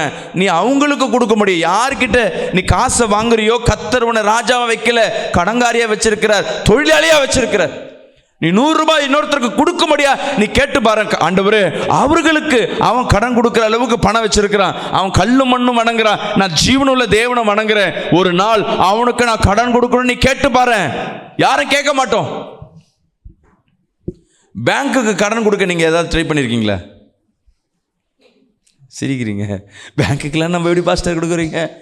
நீ ஃபிக்ஸட் டெபாசிட்டில் போடுறீங்கன்னா பேங்க்குக்கு கடன் கொடுக்குறீங்கன்னு அர்த்தம். ஒரு கரங்களை தட்டி ஒரு ஆமேன்னு சொல்லுவோமே. நான் 1 லட்ச ரூபா ஃபிக்ஸட் டெபாசிட்டில் போட்டிருக்கேன்னா என்ன அர்த்தம்? பேங்க்குக்கு கடன் கொடுக்குறேன். நான் எப்பொழுதும் என் பேங்க்கில் ஒரு 10,000 ரூபாய் என் அக்கௌண்ட்டில் இருக்குன்னு சொல்கிறீங்களே, நீ பேங்க்குக்கு கடன் கொடுத்து வச்சிருக்கிற. அல்லேலூயா. உன் பணத்தை அவன் வட்டி விட்டு சாப்பிடுவான், நீ வட்டி இல்லாமல் வைக்கிற. அப்போ யார் பணக்காரு? ஒரு ஆமேன்னு சொல்லுவோமே. எண்ணங்களை யோசி பாருங்க. நான் வாங்குற இடத்துல இல்லை, கொடுக்குற இடத்துல வைங்க ஆண்டவரே. நீ கேள, கத்தர் இன்னைக்கு இல்லை நாளைக்கு இல்லை, சில வருடங்கள் கடந்து போகும், அப்போ உனக்கு கொடுக்க முடியா, கத்தர் பலனை கொடுப்பார். விசுவாசிக்கிறாமேன்னு சொல்லுவோமே. அப்போ தேவ அபிஷேகம் எப்போ நீ ஞானஸ்தானத்தை பெறுறியோ அந்த அபிஷேகத்தை பெற்றுட்ட. கத்தர் அவனுக்கு படிமா 26, 23 படிங்க. 1 சாமுவேல். அப்பொழுது கர்த்தர் அவனவனுக்கு அவனவன் நீதிக்கும் உண்மைக்கும் தக்கதாக பலன் அளிப்பாராக. இன்று கர்த்தர் உம்மை என் கையில் ஒப்பு கொடுத்திருந்தும், இன்று உம்மை என் கைகளில் ஒப்பு கொடுத்திருந்தும், கர்த்தர் அபிஷேகம் பண்ணினவர் மேல் என் கையை நீட்ட மனதில்லாதிருந்தேன். அல்லேலூயா. கர்த்தர் ஒருத்தர் மேல் அபிஷேகம் பண்ணியிருக்கிறாருன்னா பிசாசு தொடுறதுக்கு யோசிக்க ஆரம்பிச்சிருவான். ஏன்? சும்மா இருக்கிற விட நான் தொட்டனா அவன் பெரிய ஆள் ஆகிடுவான். அல்லேலூயா. விசுவாசிக்கிறாமேன்னு சொல்லுவோமே. அரசியல்வாதி எல்லாருக்கிட்டையும் பிரச்சனை பண்ண மாட்டான். ஒரு நடிகர்கிட்ட போய் பிரச்சனையே பண்ண மாட்டான். ஒரு ஏரியாவில் முக்கியமான இருக்குன்னா அவன்கிட்ட போய் பிரச்சனை பண்ண மாட்டான். ஏன்னா அவனை போய் தொட்டனா அவன் பெரிய ஆள் ஆகிடுவான். அல்லேலூயா. இந்த விஜய் படம்லாம் ஏன் ஹிட் ஆகுது சொல்லுங்கள் பார்க்கலாம்? சும்மா இல்லாமல் பணம் வரும்போது ஒரு பிரச்சனை வரும். அதில் இப்படி பேசிட்டானா அப்படி பேசிட்டானான்னு அந்த படத்தை தடை பண்ணுற மாதிரி இவங்களே கிரியேட் பண்ணுவாங்க. கட்சிக்காரன் ஒன்றுமே பண்ணியிருக்க மாட்டான். இவங்களும் என்ன பண்ணுவாங்க, அதில் என்ன அப்படி பேசிட்டான், அதில் என்ன பேசிட்டான்னு அதில் போய் பார்க்க அந்த படம் ஹிட் ஆகிடும். ஆனால் அந்த படத்தில் ஏதாவது இருக்குமான்னு கேட்டால், இந்த கிரியேட் பண்ணுறது யாருன்னா சும்மா அதனால பண்ணுவாங்க, அவங்களாம் தொடவே மாட்டாங்க. நீயே போயிட்டு நீயே தான் பண்ணிக்கோ, இவங்களே பிரச்சனையை கிரியேட் பண்ணுவாங்க. ஆமீன். அன்பு பிரியமான ஜனமே, தேவன் உன்னை அபிஷேகப்படுத்திருக்கிறாருன்னா பிசாசு உன்னை தொட்டானா நீ தான் ஆசீர்வதிக்கப்படுவ. அல்லேலூயா. தேவனுடைய பிள்ளைய தேவன் எவனாவது சத்து தொட்டானா தேவன் என்ன பண்ணிருப்பாரு, சான்ஸ் கிடைக்கும். அந்த டைம்ல உன் தலையை நான் உயர்த்துவேன், விசுவாசிக்கிறாமேன்னு சொல்லுவேன். உயர்த்தும் பொழுது உனக்கு எதிர்ப்பாய் நின்றவன்லாம் உன் காலு கீழே. விசுவாசிக்கிற கரங்களை தட்டி வராமேன்னு சொல்லுவேன். இப்போ தேவனால் அபிஷேகிக்கப்பட்ட இருக்கேன்னா, இன்னைக்கு தோல்வி இருக்குன்னா கவலைப்படாத, நான் தேவனை சார்ந்து இருக்கிறேன். எந்தெந்த இடத்துல தோல்வி படுறியோ அதே இடத்துல உன் தலையை உயர்த்துவார். எங்கெங்க வைக்கப்படுறியோ அதே இடத்துல உன் தலையை கனப்படுத்துவார். ஆமென் சொல்லுவேன். காத்திருங்க. நீங்க பெற்ற அபிஷேகம் சும்மா கிடையாது. தாவீது அபிஷேகம் பெற்றான், ஆனாலும் ஆடு மேய்ச்சிட்டு இருந்தான். ஆனாலும் சரியான வாழ்க்கையில் சில ஆண்டுகள் கழித்தது, மீண்டும் அந்த தேசத்துக்கு ராஜாவாய் மாறினான். அல்லேலூயா, அல்லேலூயா. மோசே தேவன் ஆசீர்வதிச்சார். போ அந்த தேசத்துல இருந்து ஆட்களை கூட்டுவா. சொன்ன உடனே கூட்டு வந்துட்டாரா? போயிட்டு எல்லாம் கிளம்பா ஏசவா சொல்லிட்டாருன்னு காத்திருந்தான். பல ஆண்டுகள் காத்திருந்தான். அநேக உபத்திரங்கள் வந்தது, அநேக நெருக்கங்கள் வந்தது, அப்பையும் காத்திருந்தான். சில நாட்கள் கழிந்த பிறகுதான் தேவன் சொன்ன கட்டளை அவன் வாழ்க்கையில் நிறைவேறப்பட்டு அவன் ஜனங்களை மீட்டெடுக்கும்படியாக கர்த்தர் கிருபை கொடுத்தார். அல்லேலூயா. ஆபிரகாமை தேவன் ஆசீர்வதிச்சார். குழந்தை கொடுப்பேன்னு கேட்டவனு கொடுத்துட்டாரா? பல ஆண்டுகளை காத்திருந்து அவன் கேட்டதை கேளாததையும் கர்த்தர் கொடுத்தார். விசுவாசிக்கிறாமே சொல்லுவேன். ஏன்னா நீ ஆசீர்வதிக்கப்பட்ட, கையை தலையில் வச்சு சொல்லுங்களேன், நான் அபிஷேகிக்கப்பட்ட மனிதன், தேவனால் ஆசீர்வதிக்கப்பட்ட மனிதன். இன்னைக்கு நான் தோற்று போனலாம், ஆனால் தேவபலன் என்னோடு இருக்கு. அல்லேலூயா. ஒரு நாள் நான் எழும்பி வரும்பொழுது நான் என்னை தோற்கடிக்கப்பட்டவர்கள் ஒருவரும் என் கண்களுக்கு முன்பாக இருக்க மாட்டேன். அல்லேலூயா, அல்லேலூயா. நிறைய நேரம் நம்ம யோசிப்போம்மா, கவனிங்களேன், நம்மளை யாராவது திட்டுட்டோமே, அசிங்கப்பட்டுமே, நம்ம என்னெல்லாம் உடனே யோசிப்போம். என்னடா இந்த மாதத்துக்குள்ளே இந்த வாரத்துக்குள்ளே அந்த கடனை எப்படியா கொடுத்தா அவங்கள நான் ஒரு கேள்வி கேட்கணும், திருப்பி கொடுத்துடணும் பார்ப்போம். ஆனால் மற்ற நாளில் கொடுத்துட நீ எப்போ வைராக்கியமே பார்க்குறேன் அப்போ கொடுக்க முடியாது. இன்னும் அவங்க மேலத்தில் அசிங்கப்படுவேன். இல்லை என் பிள்ளைங்க அவங்களுக்கு முன்பாக நான் உயர்ந்து நினைப்பேன். கரெக்டாக வந்து எந்த சத்துரு இருக்காங்களோ யாருக்கு முன்னாடி உயர்ந்து நினைக்கிறியோ அவங்களுக்கு முன்னாடி உன் பிள்ளைங்க ஏதோ அசிங்கம் பண்ணும், ஏதோ தப்பு பண்ணும், நீ வெக்கப்பட்டு போய் நிற்பேன். உண்மைதானே? நிறைய நேரங்கள் அப்படி தான் பார்ப்போம். இன்னிலேருந்து நம்ம மாறிடணும், எப்படியாவது நம்ம வாழ்க்கையில் மாறணும். இந்த இடத்துல வீடை வித்தாச்சு, எப்படியாவது ஒரு வீட்டை வாங்கணும், நான் வீட்டை கட்டி பார்க்கணும், இந்த இடத்துல நல்லா வாழ்ந்து காட்டணும் நீ நினைப்ப. ஆனால் நடக்காது. நீங்கள் நினைப்பீங்க நடக்கலை நீங்கள் தான் நினச்சிட்டு இருப்பீங்க. ஆனால் நீங்கள் எப்போ கர்த்தர் மத்தியில் வைராக்கியமாக இருக்கீங்களோ ஒவ்வொரு காரியமும் அது நடந்து கொண்டு இருக்குன்னு அர்த்தம். அல்லேலூயா. ஆனால் கண்ணில் பார்க்கல. நம்மளுக்கு என்ன இருக்கு? ஒன்றுமே நடக்கலையே. கர்த்தர் செய்து கொண்டு தான் இருக்கிறார். உனக்கு பின்னாடி உன் தேவன் செய்ய வேண்டியவங்களை செய்து கொண்டிருக்கார். நம்ம உலகத்தில் எப்படி இருக்கும்? 1க்கு அப்புறம் 2க்கு அப்புறம். ஆனால் தேவன் கணக்கு பாருங்க, 30 60 90 தானே வரணும். அவரையா 100 சொன்னார்? அவர் கணக்கு வேற. ஒருத்தர் ரெட்டிப்பான ஆசீர்வாதம், ஒருத்தர் 100 மடங்கு, ஒரு இடத்துல 1000 மடங்கு ஆசீர்வாதம். அவர் எண்ணங்கள் வேற, உன் நினைவுகள் அவரது இல்லை. இன்னைக்கு செய்ய போகிறது அவர் உனக்கு அவருக்கு மட்டும்தான் தெரியும், மற்ற யாருக்கும் தெரியாது உன்னை வாழ்க்கை எப்படி உயர்த்துவார்னு. நம்ம நினைப்போம் இன்றைக்கே நம்ம வாழ்க்கையில் மாறணும், இன்றைக்கே ஒரு ரிசல்ட் பார்ப்போம். நம்மளை யாரை திட்டாங்களா அவங்க எப்படியாவது நம்ம பக்கம் வரணும், ஒரு நாள் என்னை தேடி வரணும். ஒரு மனுஷனும் ஒரு குடும்பத்தாரனும் உன்னை யாராவது எதாவது சொல்லிட்டாங்கன்னா நீ எதிர்பார்க்குற காரியம் ஒரு நாள் என்னை தேடி வரணும், ஒரு நாள் என் உதவிக்கு வரணும், இல்லை ஒரு நாள் ஒரு சான்ஸ் கிடைக்கணும். ஆனால் உங்கள் வாழ்க்கையில் பார்த்தீங்கன்னா அது வாய்ப்பே நடக்காது. அப்படி தான் நினைப்பீங்க. ஆனால் கர்த்தர் ஆசீர்வதிக்கப்பட்டுருவங்க இவங்க எப்படியாவது தேடி வருவான்னு நினைப்போம். ஆனால் அதுக்குள்ளே கர்த்தர் உன் வாழ்க்கையை எங்கேயோ கொண்டு போயிடுவார். அல்லேலூயா. அவங்கள எதிர்பார்க்கும்படியாக, அவங்களை சூழ்நிலையை பார்க்கும்படியாக உன் சூழ்நிலை இருக்காது. அவங்க நொந்து போய் வந்தாலும் உனக்கு பெருசாக என்ன பண்ணாது, இம்பேக்ட் இருக்காது. ஏன்னா தேவன் உன் வாழ்க்கையை வேற லெவலுக்கு கொண்டு போவார். தேவனை உண்மையை சார்ந்து இருக்கும் பொழுது நாளுக்கு நாள் உன் வாழ்க்கையில் உயர்வு இருக்கும். ஆனால் அதை நீ உணர மாட்ட. இருக்கிற நெருக்கத்தையே பார்த்து கொண்டிருப்ப. கர்த்தர் நடத்தி வந்த பாதையும் நடந்து கொண்டிருக்க பாதையும் ஒவ்வொருத்தருக்கும் விசேஷமாக நடத்துவார். சில நேரங்களில் கர்த்தரை தேடி வரும்போது எந்த டைமில் வருவீங்கன்னா டெட் எண்டில் தான் வருவீங்க. வாழ்க்கை முடிஞ்சதுனால தான் உள்ளே வருவீங்க. உள்ளே வந்ததுக்கப்புறம் கொஞ்சம் கொஞ்சமாக கர்த்தர் தூக்கும் பொழுது இன்னும் என் வாழ்க்கையில் நடக்குது, இன்னும் என் வாழ நடக்கலை. நீ கர்த்தர் இடத்துல வராமல் போயிருந்தீங்கன்னா உன் வாழ்க்கை என்ன ஆகிட்டு இருக்கும்? முடிஞ்சிட்ருக்கும், இல்லை பூஜ்யமாகிட்டு இருக்கும். கர்த்தர் பூஜ்யத்திலேருந்து ஆரம்பிப்பார். எப்போதும் பாருங்கள், கர்த்தர் 100லேருந்து 101 ஆரம்பிப்பார், பூஜ்யத்திலேருந்து ஆரம்பிப்பார். அல்லேலூயா. விசுவாசிக்கலாமேன்னு சொல்லுவோமே. கர்த்தர் செய்கிறாருன்னா அது அந்த அதிசயத்தை யாராலும் உணர முடியாது. கர்த்தர் உன்னோடு இருக்கிறார். சொல்லுங்களேன், கர்த்தர் எனக்கு பலன். அல்லேலூயா. நான்காவது ஒரு காரியத்தை படிப்போம். சரி, நான்காவது ஒரு காரியம் படிப்போம். நீதிமொழிகள் 8:17. என்னை சிநேகிக்கிறவர்களை நான் சிநேகிக்கிறேன். அதிகாலையில் என்னை தேடுகிறவர்கள் என்னை கண்டடைவார்கள். கர்த்தருடைய பலன், அவரை சிநேகிக்கிறவர்களே அவர் சிநேகிக்கிறேன்றார். அதிகாலையில் என்னை தேடு. நம்ம எதை தேடுறோம் காலையில்? மொபைல் தான் தேடுறோம். ஸ்டேட்டஸ் என்ன வந்திருக்கு, யார் எனக்கு எஸ்எம்எஸ் பண்ணியிருக்க, ஒருத்தரும் நம்மளுக்கு பண்ணியிருக்க மாட்டாங்க. வசனத்தை அனுப்புவாங்க நிறைய பேர், ஆனால் அந்த வசனத்தை அவங்க படிச்சிருக்க மாட்டாங்க. உங்களுக்கு யாராவது வசனத்தை டெய்லி அனுப்புகிறாங்களா? அவங்களுக்கு ஃபோன் பண்ணி இன்றைக்கி என்ன வசனத்தை அனுப்புனீங்கன்னு கேளுங்களேன். நீங்கள் நினைப்பீங்க அவங்க ஊழியம் பண்ணுறாங்க, உங்களுக்கு டெய்லியும் பண்ணுறாங்க. ஆனால் ஒரு வசனம் இருக்கு. நேற்று ஒரு பையன் ஸ்டேட்டஸ் பார்த்தேன், சின்ன பையன்,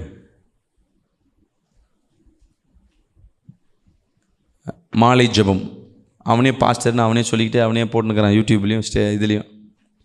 அவன் வாழ்க்கை பார்த்தீங்கன்னா ஸ்கூல்லேயும் பிரச்சனை, ஏரியாலேயும் பிரச்சனை, போகிற இடத்துலலாம் ஏதோ ஒரு பிரச்சனை பண்ணிட்டு வரான்.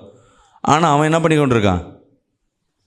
தேவன் பேர் சொல்லிக்கிட்டு பார்க்குறவங்களுக்கு என்ன இருக்கும்ப்பா, ஏசப்பா பேரெல்லாம் சொல்கிறான்ப்பா. நம்ம பிள்ளைங்க பாரு, சில பிள்ளைங்கள்லாம் பார்த்தீங்கன்னா வீட்டில் நம்ம பிள்ளைங்க பண்ணும் தவிர கெட்ட பிள்ளைங்க இருக்காது. சில பேர் ஆலயத்துக்கு போகிறத பார்த்துட்டு நீங்கள் ஏமாறுவீங்க, இந்த பிள்ளை ஆலயத்துக்கு நல்ல பிள்ளையாக இருக்கணும். ஆலயத்துக்கு போகிற நம்மளும் நல்லவங்க கிடையாது, வீட்டில் போகாதவங்களும் கெட்டவங்க கிடையாது. எந்த சூழ்நிலையும் தேவனை சார்ந்து இருக்கிறேன், தேடி வருகிறியா? நான் நீங்கள் யாராவது உங்களுக்கு வசனம் அனுப்புகிறாங்களோ அவங்க ஃபோன் பண்ணி கேளுங்களேன், ஐயா இன்றைக்கி என்ன வசனம் அனுப்பிச்சிங்க ஏன் கேளுங்களேன், இருங்க பார்த்து சொல்கிறேன்னு சொல்லுவார். ஏன்னா அவங்க வர்றது அப்படியே ஃபார்வர்ட் பண்ணுறது தான் தவிர கர்த்தருடைய வசனத்தை வெளியே சொல்கிறது அல்ல. நிறைய விசுவாசி தான் வசனத்தை அனுப்பிச்சுட்டான். கேட்டால் நான் ஊழியம் பண்ணுறேங்க, என்ன ஊழியன்னு கேட்டால் 2 வசனத்தை பண்ணுவேன். ஃபஸ்ட்டு நான் கிராம ஊழியெல்லாம் போவேன், எங்கள் சபையில் போவேன். ஆனால் வீட்டில் பார்த்தீங்கன்னா என்ன பண்ண மாட்டாங்க, ஒரு ஜபம் இருக்காது, ஒன்றும் இருக்காது. வீட்டில் அநேக பிரச்சனை இருக்கும், அவங்கள பார்த்தாவே அந்த குடும்பத்தில் எதிரியாக இருப்பாங்க. ஆனால் பேர் என்ன? நான் ஊழியம் செய்கிறேன். ஊழியம் செய்கிறது முக்கியம் இல்லை. ஊழியம் செய்கிறேன்னா உன்னால் ஒருத்தர் பரலோகத்துக்கு போகணும். உன்னுடைய நடவடிக்கையினால், நீ கொடுக்குற ட்ராக்ஸினால் தேவையில்லைம்மா, உன் நடவடிக்கையினால் ஒருத்தர் சர்ச்சுக்கு வர்றது, ஒருத்தர் வாழ்க்கையில் நீ மாற்றத்தை உண்டு பண்ணுறேன்னு அர்த்தம். அல்லேலூயா. சும்மா சர்ச்சுக்கு உன் நண்பனை எடுத்துகிட்டு வந்து உட்கார வைங்களேன், நீங்கள் செய்கிற காரியம் சும்மா தான் இருக்கும். அவங்க வாழ்க்கையில் ஒரே நாளில் அற்புதம் பார்ப்பீங்களோ பார்க்க மாட்டீங்களோ, அன்றைக்கி கர்த்தர் அந்த சகோதரனை தொட்டுட்டாருன்னு அர்த்தம். அல்லேலூயா. நமக்கே தெரியாது, ஒரு 5-6 வருஷம் கழிச்சு அவங்க வாழ்க்கையில் ஒரு மாற்றம் ஏற்படும். அதற்கு காரணம் யாருன்னா, நீங்கள் கொண்டு வந்தீங்க பார்த்தீங்களா ஒருத்தரை, உங்களால் அவங்க ஆசீர்வதிக்கப்பட்டிருப்பாங்க. அல்லேலூயா. அவங்க நினைப்பாங்க இந்த பாஸ்டர் ஜெபம் பண்ணுறதுலாம் 2வது, கொண்டு வந்த உங்களுக்கு தான் தேவன் பரலோகத்தில் ஒரு இடத்த வைத்திருப்பார். அல்லேலூயா. விசுவாசிக்கலாமேன்னு சொல்லுவோமே. இப்போ நீங்கள் உள்ளே வந்ததுனால நான் ஜெபம் பண்ணுறேன், உங்களுக்கு விடுதலை ஆகுதுன்னா நீங்கள் நினைப்பீங்க இந்த பாஸ்டர் ஜெபம் பண்ணுறாருன்னு. இல்லை, என்னால் உங்களுக்கு விடுதலை இல்லை, யார் உங்களை கொண்டு வராங்களோ அவங்களுக்கு தான் அந்த விடுதலை. விசுவாசிக்கலாமேன்னு சொல்லுவோமே. அந்த முயற்சி யாரும் செய்வேன், நான் மட்டும் நல்லா இருக்கணுங்க. ஐயோ, எதை வேணால் செய்வாங்க இந்த உலகத்தில். நான் பெந்துகாஸ்து, நான் ரட்சிக்கப்பட்ட பிள்ளை, நான் அல்லேலூயா கோஷ்டின்னு சொல்கிறதுக்கு வைக்கப்படுவாங்க. செகண்டு சபைக்கு போகிறத கூட மாட்டாங்க. இல்லை பாஸ்டர், அவங்களெல்லாம் கூப்பிட்டேன்னா அது ஒரு தப்பாக போயிடும், அவங்க என் பலவீனம் தெரிஞ்சிடும், இல்லை ஏதாவது ஒரு ரீசன் சொல்லி யாரும் வருவேன், நான் மட்டும் நல்லா இருக்கணும். சுவிசேஷம் சொல்ல மாட்டாங்க. சில பேர் என்ன பண்ணுவாங்கன்னா, சுவிசேஷத்தை போய் பெருமைக்கு சொல்லினே இருப்பாங்க, அவங்க வாழ்க்கையில் ஒரு மாற்றம் இருக்காது. உள்ள சபைக்கு வர்றதுக்கே யோசிப்பாங்க, ஐயா இந்த பிள்ளையே சரியில்லை, இந்த பிள்ளை சொல்கிறது நான் ஏன் வரணும். உங்களால் ஒருத்தர் கர்த்தரை தேடுறாங்கன்னா அப்போ தேவ பலன் உங்களுக்கு வந்துடுச்சுன்னு அர்த்தம். விசுவாசிக்கலாமேன்னு சொல்லுவோமே. அல்லேலூயா. உங்களால் ஒரு வாழ்க்கையில் ஒருத்தர் விடுதலை கிடைக்குதுன்னா அது தேவ பலன். படிங்க இந்த மீண்டும் வந்த வசனத்தை, என்னை சிநேகிக்கிறவர்களை நான் சிநேகிக்கிறேன், அதிகாலையில் என்னை தேடுகிறவர். தேவனை இன்னைக்கு பிடிச்சிக்கிங்க. துன்பப்படும் போது அவரை திட்டாதீங்க. நிறைய நேரம் அவரை திட்டிக்கொண்டே இருக்கிறோம், அவரை கண்டுக்க மாட்டோம். என்ன நடக்க போகுது? நிறைய பேர் இந்த வார்த்தையை பேசிக்கிட்டு சபைக்கு ஆனால் உள்ளே தான் உட்காந்துருப்போம். ஜபதான் பண்ண இருப்பான், ஆனால் நெகட்டிவான திங்கிங் இருக்கும், என்னத்தை செஞ்சிடுவார். ஆனால் சில பேர் சாட்சி கொடுத்துனே இருப்பான், நான் சபைக்கு வந்த மாற்றம் இருக்குது. ஆனால் பல ஆண்டுகளாக இருப்பான், உன் வாழ்க்கையில் ஒரு மாற்றம் இருக்காது. ஏன்னா தேவனை நீ என்ன பண்ணுறதில்ல, ஸ்நேகிக்கிறதில்ல, தேடுறதில்லை. எது நடந்தாலும் சரி, அதிகாலையில் என்னை தேடுகிறவன். உங்கள் வாழ்க்கையில் உங்களுக்கு பலன் வேணுமா, தேவனை தேடி போங்க. காலையில் இன்றைக்கி வேலையை ஆரம்பிக்கிறீங்களா, குடும்பத்தை பிஸ்னஸ் ஆரம்பிக்கிறீங்களா, தேவனிடத்தில் ஒரு 5 நிமிஷம் ஜெபம் பண்ணிட்டு போங்க. எவ்வளோ பிரச்சனையாக இருந்தாலும் மாறி போகும். தேவனால் அபிஷேகிக்கப்பட்டவன் உன்னை அடிக்கணும்னு வந்தாலும் கிட்ட வந்தோடனே அவன் எண்ணங்கள் மாறும். ஹல்லேலூயா. ஏசப்பாவை கொடுமைப்படுத்த சொல்லி பயங்கர உத்தரவு தெரியுங்களா? ஆனால் அடிக்கிறவன் கண்களில் இரக்கம் கிடைச்சது. வசனம் சொல்லுது. ஏன்னா நீ அபிஷேகிக்கப்பட்டவன். உன்னை திட்டணும்னு ஒருத்தர் வருவான், உன் வேலை செய்கிற இடத்துல உன்னை திட்டணும்னு வருவான், உன் மூஞ்சை பார்த்தன்னு திட்டுறதை விட்டுருவாங்க. 2-10 திட்டு வரும், வேலையை விட்டு தூக்கணும்னு வருவாங்க சில பேர். 2 வார்த்தை பேசிட்டு 3ஆவது வார்த்தை அவன் ரிட்டர்ன் போயிடுவாங்க. ஏன்னா நீ அபிஷேகிக்கப்பட்ட பிள்ளை. விசுவாசிக்கிறாமேன்னு சொல்லுவேமே, சொல்லுங்களேன், நான் அபிஷேகிக்கப்பட்ட பிள்ளை. ஆமென். அன்பு பிரியமான ஜனமே, இன்றைக்கி வந்திருக்க ஒவ்வொருத்தர் மத்தியில் கர்த்தரோட பலன் இருக்க போகிறார். யாரும் இல்லை என் வாழ்க்கையில் ஏன் இப்படி நடந்ததுன்னு கவலைப்படாதீங்க. இன்றைக்கி நான் தேவனை சார்ந்திருக்கிறேன். ஹல்லேலூயா. தேவன் எனக்கு பலனாக இருக்கிறார். தேவன் எனக்கு கொடுத்த அந்த வாய்ப்பை நான் பயன்படுத்த போகிறேன். சொல்லுங்களேன், இந்த நெருக்கத்தின் மத்தியிலும் நல்லா எப்படியோ இருந்திருப்பேன், இன்றைக்கி ஒன்றும் இல்லாமல் எங்கேயோ பிஸ்னஸ் பண்ணியிருந்திருப்பேன், நல்லா அநேகருக்கு வேலை கொடுத்துருந்துருப்பேன். இன்றைக்கி நான் எங்கேயோ போய் வேலை செய்கிற சூழ்நிலை இருக்கும். பரவாயில்லை, இந்த காலத்தை இந்த நேரத்தை என் தேவன் அனுமதித்திருக்கிறார். ஹல்லேலூயா. இதில் நான் என்ன பண்ண போகிறேன், மற்றவங்களுக்கு பலனாக இருக்க போகிறேன். சொல்லுங்களேன், நான் பலனற்று போயிருக்கலாம், என்னோடு கர்த்தர் இருக்கிறார். நான் மற்றவங்களுக்கு பலனாக இருக்க. இன்றைக்கி யோசிச்சு பாருங்களேன், உங்கள் வாழ்க்கையில் இன்றைக்கி பெரிய ஒரு மாற்றத்தை பார்க்க போகிறீங்க. அநேக துன்பத்தோடு அநேக கண்ணீரோடு இன்றைக்கி வந்திருக்கலாம். என் தேவனாகி கர்த்தர் இன்றைக்கி உன்னோடு பேசி கொண்டிருக்கிற, ஒவ்வொரு இருதயத்தில் பேசி கொண்டிருக்கிற. அநேகரோட பலனை இழந்து போயிருக்கலாம், நீ நம்பி நம்பி ஏமாந்திருக்கலாம். இன்னைக்கு நடக்கும், நாளைக்கு நடக்கும், உன் நம்பிக்கை எல்லாம் வீணாய் போயிருக்கலாம். இன்னைக்கு தேவன் உனக்கு பலனா இருக்கிறார். அப்படியே எழுந்து நிற்போமா?